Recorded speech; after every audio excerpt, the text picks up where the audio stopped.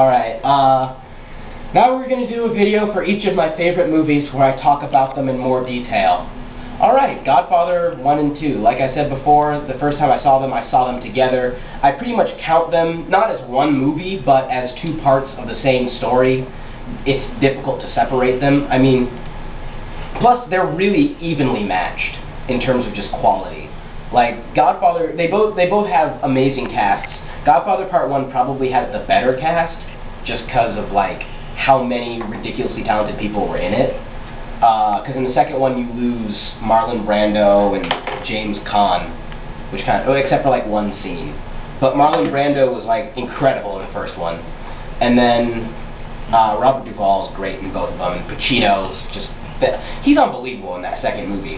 Like, in the first movie, Michael had, like, a character, and it was good, but his character was not quite as distinctive as it was in the second one. I feel like the second one took him from, like, a good character, like a really good character, an effective character that things happen to, and he has to react to things, to, like, a guy who, he's just he's an iconic character. Maybe that's the best way. In the second one, he's much more iconic. And really, the second movie makes the first one, in some ways, more iconic, because when you see where everything is going, it develops the character so much more. I just realized, what's-her-face, Diane Keaton, really is not in the second movie that much. She's in a lot of the first movie.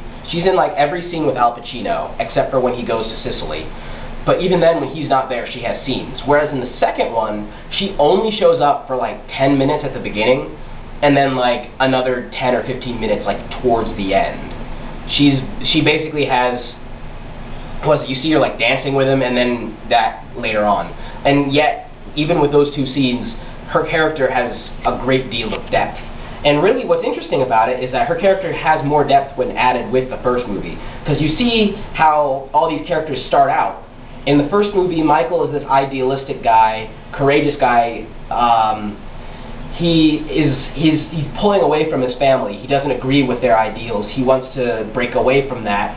And I think you could almost view Kay as the way that he's doing that. He brings her with him when he goes to see his family. You know, it almost is like a shield, and he spends most of his time with her. And then she's sort of like this, it's like she represents sort of this new life to him. And then when he sees that his dad was shot, suddenly Kay disappears. You don't see Kay for like another hour of the movie. She's just gone, because he's essentially split apart from her, and he's like, oh, I can't live this new life now because I still love my parents and everything, and I have to join their old life in order to save him. Like, he pretty much joins the family in order to save his dad at first. And then it becomes maybe a little personal, I'm not sure. I think he really just wants to protect the family. And by the time he goes to Sicily, he's almost given up on Kay for the most part. Or at least he's put that on hold. He's left that life completely aside.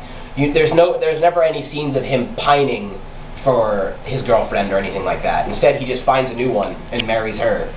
And then she gets blown up, which was really sad. But, like, then when he comes back, he's like, alright, time to pick this up. Because he still, in his mind, has this idea that, hey, I'm only going to do this for a while, and then we're going to split apart. But it keeps drawing him back in, which you see more in the third one. I really wish the third one had been a better movie, because there are parts of it that are really, really good, and it sort of completes the whole thing, even more so. It could have ended with the second one, but really, if they'd have had the third one be up to what it could have been, and really, I think what crippled the third movie was the loss of Robert Duvall. Apparently, he was supposed to be in the movie, but there was a dispute over his contract. He didn't want to get paid so little compared to Al Pacino. He wanted to get paid maybe half of what Pacino was getting paid, and that caused budget issues, so he ended up not being able to be in the movie, which resulted in a hasty rewrite and kind of threw off the whole thing. He was really a great presence to have in that series, and his relationship with Michael, I feel like, would have been greatly developed in the third movie. I read somewhere that it seemed like it was pointing more towards the family splitting, and having it be Tom Hagen versus Michael, which would have been really awesome. That would have been a great movie. Wrap it up. Yeah, okay, I'll try to wrap it up. 15 seconds. But anyway, it's just fantastic series. I've probably talked less about the quality of the movies and what I like about them than I should have, but oh well. There's so many good things. There's nothing really for me not to like about those movies. They're just absolutely perfect. Alright, thanks for watching.